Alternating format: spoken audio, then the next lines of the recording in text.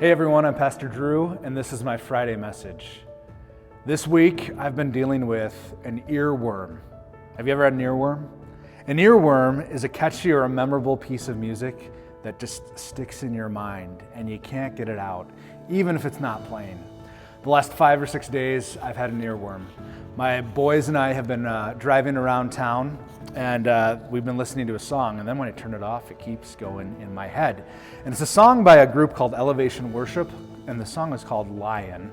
And it starts out like this. It says, God of Jacob, great I am, King of angels, Son of man. Then there's a few more words in the lyrics, and then it goes to the chorus, and this is my earworm. It goes like this. Hail, hail, Lion of Judah, let the lion roar.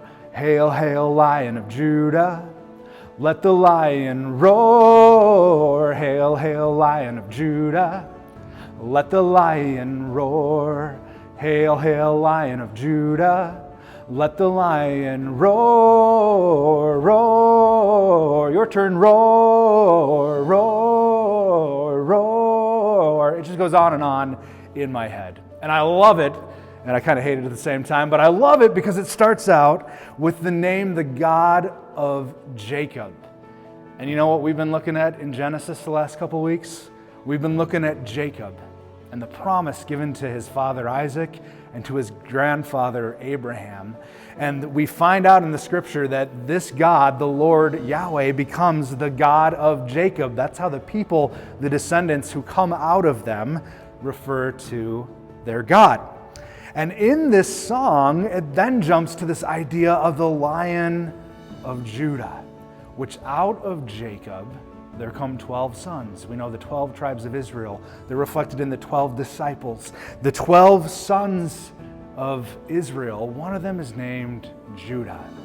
And out of the line of Judah, many, many generations later, comes one named Jesus, who the book of Revelation calls the Lion of Judah.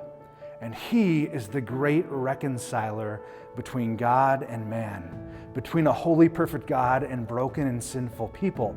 And in our text this week, we're going to be in Genesis chapter 32 and 33. We're going to see that there needs to be reconciliation between two brothers, between Jacob and between his older brother Esau. And they find reconciliation. But the fullness of reconciliation that happens between humanity and God is found in the Lion of Judah. In the book of Revelation, chapter 5, it tells about a dream that John, who's visiting heaven, has. And in that dream, I won't read it to you, but in that dream, I'll summarize it for you. He's looking around heaven, and there's this impressive scroll, and it's got seals on it, and nobody can open it, and it's really important. And he begins to weep because he knows the depth and the gravity of the scroll. And the elder who's showing John around heaven says, John, do not weep, because the Lion of the tribe of Judah, he has overcome. He has become victorious. And a few verses later, you know what happens? All of heaven, all who knew the Lion of the tribe of Judah, get an earworm. The earworm is this. It's from Revelation chapter 5, verses 9 and 10. It says this, you, Lion of the tribe of Judah, you, Jesus, are worthy to take the scroll and to open its seals, because you were slain.